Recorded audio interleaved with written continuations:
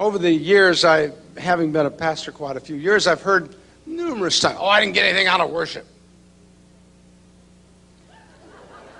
And I gently explain to them, you're not supposed to get anything out of worship. You're supposed to give something out of worship. It's not for you, it's Him.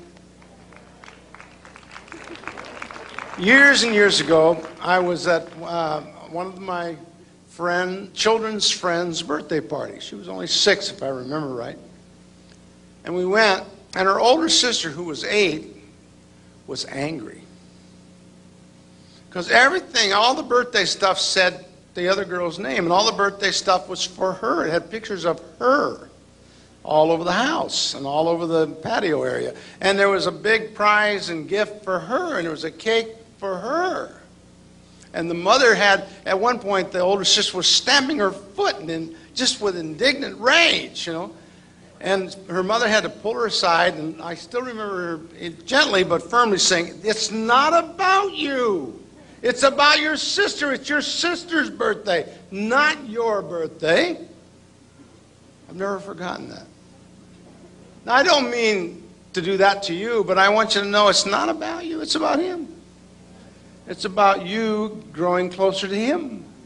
It's about you being prepared by the blood of Jesus, through the forgiveness of God, by the drawing of God, to worship Him. So worship isn't for you, it's for Him. Turn to the person next to you and say, "It's for Him." Now, if you got that, you got the price of admission right there. Because that's what it's all about. Now, I love it. I like what happens. I like the dynamic of it, the vibes and all. I mean, I love it.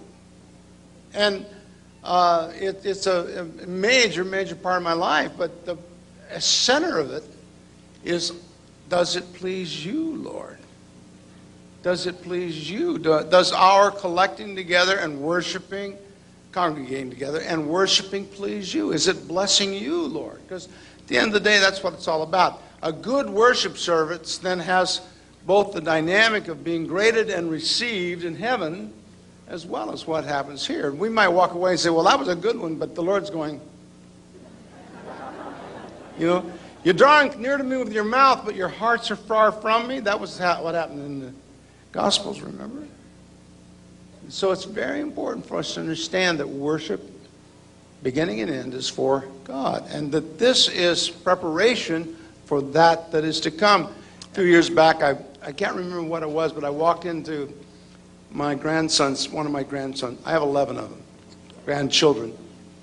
And this one was about 9 at the time, and it was early afternoon, and he had the television on, and he was watching one of these like highway patrol movies or screening. I don't even know. I don't watch them, so I don't know exactly what they are, but evidently they are either enacting or taking actual footage of arresting somebody. And one of the policemen were standing outside, and they had a gun, and this guy gets out of the car, and he goes like that.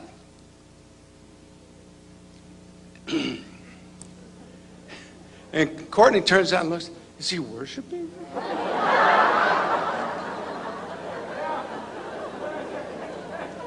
Get it? Get it?